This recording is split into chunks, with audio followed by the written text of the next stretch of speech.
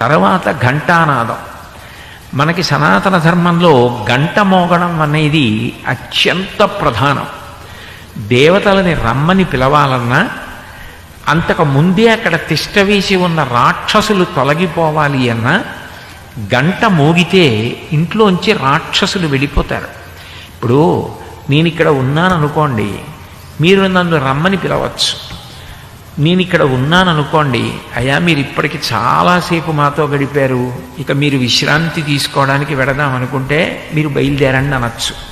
అసలు ఇక్కడ నేను లేననుకోండి, నన్ను రమ్మనడానికి నన్ను వెళ్ళమనడానికి అవకాశం ఎక్కడుంది?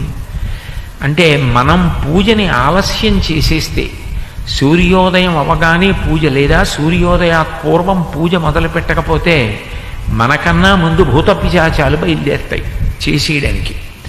అందుకని మాకు మీతో విరోధం లేదు, మీరు వెళ్ళిపోండి, మేము పూజ చేసుకోవాలనుకుంటున్నాం అని చెప్పడానికి ఉత్తిష్టంతు భూత పిశాచాః ఏతే భూమి భారకాః, మీరు భూమికి బరువు, మాకు మీతో విరోధం లేదు, మేము పూజ చేసుకోవాలనుకుంటున్నాం, మీరు ఇక్కడి నుంచి వెళ్ళిపోండి అని గంట మోగిస్తే అవి వెళ్ళిపోతాయి. అందుకని ఆగమార్థంతు దేవానాం, దేవతల్ని రమ్మని పిలవడానికి, గమనార్థంతు రక్షసాం, రాక్షసుల్ని వెళ్ళిపొమ్మ